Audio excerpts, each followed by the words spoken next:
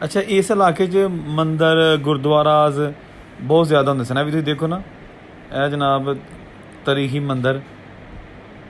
इस एरिए ਦੇ ਵਿੱਚ ਆਓ, ਇਹ ਜਿਹੜਾ ਅੰਦਰੂਨੇ ਰਾਵਲਪਿੰਡੀ ਹੈ, ਅਤੇ ਤੁਹਾਨੂੰ ਜਗ੍ਹਾ ਜਗ੍ਹਾ ਅੱਜ ਵੀ ਮੰਦਿਰ ਜਿਹੜੇ ਨੇ ਉਹ ਬਹੁਤ ਜ਼ਿਆਦਾ ਤਾਦਾਦ ਦੇ ਵਿੱਚ ਆਪਣੀ ਅਸਲੀ ਹਾਲਤ 'ਚ ਮਿਲਣਗੇ।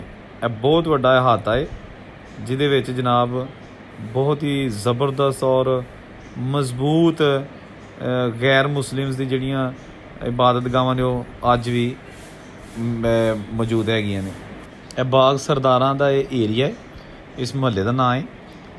ਉਹਦੇ ਵਿੱਚ ਇਹ ਹਿੰਦੂ ਟੈਂਪਲ ਮੈਨੂੰ ਨਜ਼ਰ ਆਇਆ। ਇਹਦੇ ਵਿੱਚ ਹੁਣ ਰਿਹਾਇਸ਼ ਬਣ ਚੁੱਕੀ ਹੈ, ਬਲਕਿ ਬਹੁਤ ਜ਼ਿਆਦਾ ਤਜਾਵਜ਼ਾਤ ਆ ਚੁੱਕੇ ਆ। ਲੇਕਿਨ ਇਹ ਤੁਸੀਂ ਦੇਖੋ ਤੇ ਅੱਜ ਵੀ ਇਹ ਸ਼ਾਇਦ ਓਮ ਲਿਖਿਆ ਹੈ, ਹਾਂਜੀ, ਅਤੇ ਕਾਲਾ ਸਿਆਹ ਹੋ ਚੁੱਕਿਆ, ਜ਼ੰਗ ਲੱਗ ਕੇ ਜਿਹੜਾ ਇੱਟਾਂ ਦੇ ਉੱਤੇ ਫਫੂੰਦੀ ਟਾਈਪ ਨਹੀਂ ਹੁੰਦੀ,